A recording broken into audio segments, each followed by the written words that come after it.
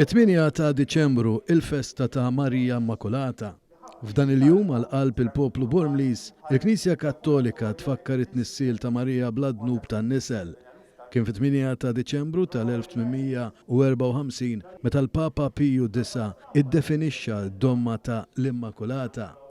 Wara 9 ta' novena, il-ġimgħa filgħodu saret il-qudisa solenni fil-Knisja Kolleġjata ta' Bormla li kienet ippakjata bin-nies. Din il-quddisa kienet ikkonċelebrata mill-kanonku Noel Camilleri D'Amato filuq 30 sena mill-ordinazzjoni saċerdotali bil-paneġġierku kien minsuġ minn Monsinjur Michael Buġejja. Il-Knisja kienet imlibsa bl-isbaħ Ahmar bid-damask u xogħlijiet ta' artiġjanat fid-deheb u l-fidda u tiddomina mal-ġenb l-istatwa titolari tal-Madonna wieqfa fuq is-serb li jirrappreżenta id-dnub u l-ħażen. Preżenti għal din il-qudisa f'Bormla kien hemm l-ogħla awtoritajiet tal-pajjiż fosthom il-President ta' Malta George Vella, il-Prim Ministru Robert Abela u bosta membri parlamentari miż-żewġ naħat tal-Kamra.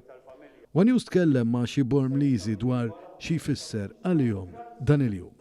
Kulħadd isibuha għall-funzjonijiet u anke l-marċi ġifieri. Jiena l-paċi rrid mad-dinja kollha. Mħabba. Bormla tibqa' f'qalbna, il-konċizzjoni hija marbuta magħna. Sewa mal-qalb ta' kull Bormlis. Għal-Bormla u għan-nies li għadhom jgħixu ġo fiha hija ħanibdek il-kuruna ta' sena xogħol. L-isbaħ festa li hawn ġo Malta. L-om u omna u kulħadd. Nispera li l-gwerer forsi twaqqafhom il-Madonna l-lumu. L-għonet t-introduċina għal-festa tal-miliet u għal-festa tad-dinja kollha u jġu għala minn kullim kien.